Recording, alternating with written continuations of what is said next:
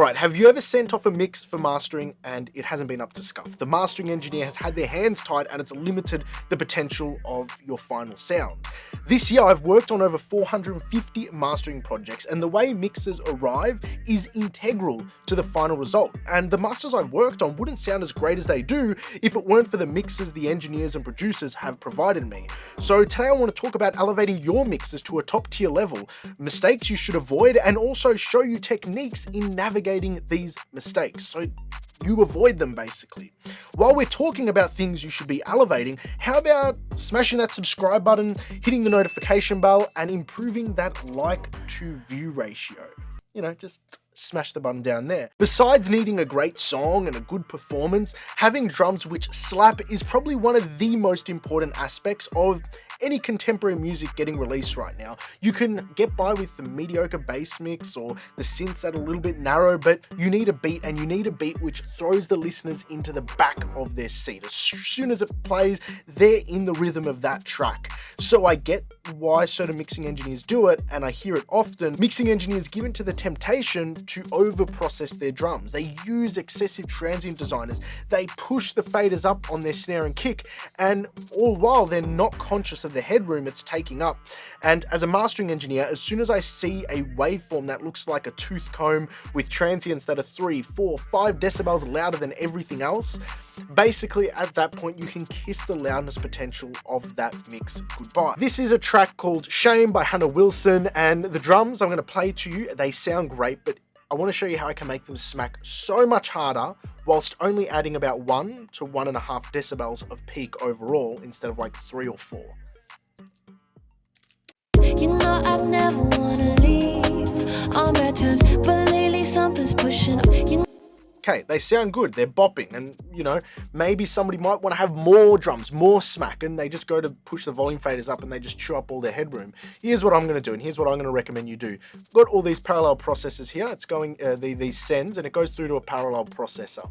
Okay, so we're going to blend in some parallel compression, but very specific settings, okay? This is TDR Kotelnikov, all right? The attack is going to be super fucking fast.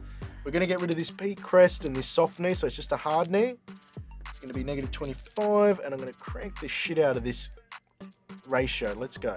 You know I'd never wanna leave on bad terms, but lately something's pushing up. You know I'd never wanna leave on bad terms, but lately something's pushing up. You know I'd never wanna leave on bad terms. All right. So I'm going to play it through once and you can see the peak level, and then I'm going to drop in this parallel chain and you'll see the peak level only increase by 1.5 dB. Let's do it. You know I'd never wanna leave on bad terms, but lately something's pushing up. You know I'd never wanna leave on bad terms, but lately something's pushing up. You know I'd never wanna leave on bad terms. So it went from a peak level of 10.3 to 8.9. So 1.4 decibels of peak increase, but the drums smack so much harder. I just got to play it again. It just sounds so fucking good. Before and then after. You know I'd never wanna leave on bad terms, but lately something's pushing up. You know I'd never wanna leave on bad terms, but just a little trick there, and obviously that's exaggerated. You can definitely bring this and blend it in as much as you want, but this can just be labeled as fatness control. Fatness control. Because if you want to make your drums smack, you don't have to necessarily use a whole bunch of processing on the kick and the snare. Some parallel compression can really help you there. The issue of having an incredible mix ruined because of lip smacks and mouth noises, it drives me wild. If you stack processing, reverb, delay, harmonic saturation on an unedited vocal, those artifacts are going to get baked into your mixes, and that will only be exacerbated at mastering unless somebody like myself is flagging and picking up on it. And to be honest, as a mastering engineer, it can be really difficult to identify those lip smacks and lip noises 100% of the time. I'm a human and I miss things too, so I get it. It can be super frustrating when something like that gets through onto a record. And the best place to avoid this is before you start mixing. So I just want to show you what you can do. There's a tool called RX Mouth to Click, okay? If you're doing any mixing, production, vocal, whatever, you need to have the RX suite. Simple. Okay, you need to have it. In this vocal phrase, there are some lip smacks which need to be edited out. They should not be here. They are there. We need to get rid of them. RX mouth to click. You need to have that. Have a listen to before and after. So the top one is before, the bottom one is after. You know I'd never wanna leave on bad terms, but lately something's pushing. You know I'd never wanna leave on bad terms, but lately something's pushing.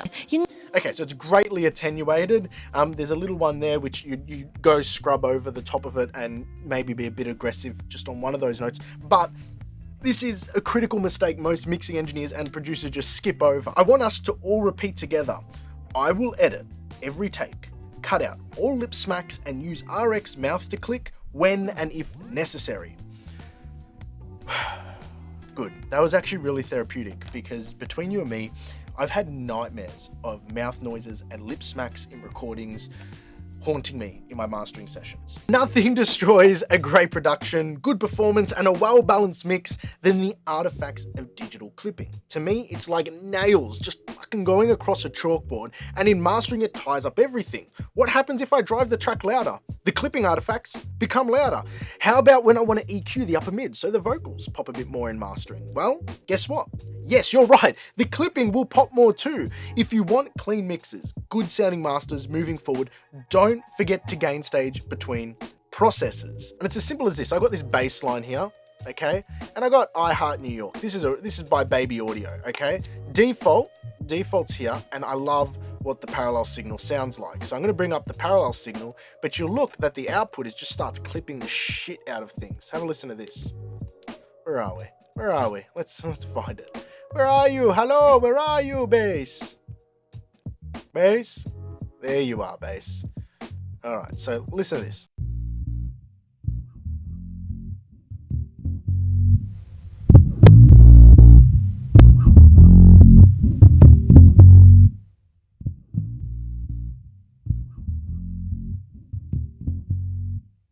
It's just something simple. Just bring the output down, because a lot of people, they won't do that. A lot of mixers will just crank that up and then bring the gain slider down, but it's still clipping on the inside of the plugin. All plugins, or most plugins, have input and output stages you can trim. Please, please, please, just remember to gain stage and not go over digital 0. Just don't, all right? Now I've got that out of my system as well, because that's another thing which just irks me. Let's move on. How do top tier mixing engineers, ones that have won Grammys, worked on platinum records, deliver their mixes? I've now worked with several top tier mixing engineers, and when they deliver a mix, they deliver them with mix bus processing on. And usually they're pretty loud, between 8 to 10 LUFS, and I'm not bullshitting. Here are the waveform analysis of some mixes which have been sent to me by top tiers, some of the best mixing engineers out there. So there's one, 7.6 LUFS. Here's another one. This will come in at 8.6, and another one, I reckon this is around 10-ish. 9.6. There you go. Why are they delivering mixes to me so hot? Because that's the mix the client signs off on. It's the mix the label gave the green light on, and no mastering engineer should undermine that thinking they know better. So then you're probably asking, why do other mastering engineers tell me to take it all off, to remove the processing off my mix bus? Often it's mastering engineers with egos trying to swing their dick around to make themselves feel like they're more important and justify their paycheck. When in reality, if a mix is sounding great and the clients have signed off on it, sometimes all you need to do is just add a half a decibel high shelf to the mix, and then it's perfect. I'd rather send off a master back to my clients that it's perfect rather than something where I've done a million things on it just to say I did it. While we're on the topic of professional mixing engineers, there's a difference between how a professional mixing engineer and an amateur delivers mixes for mastering.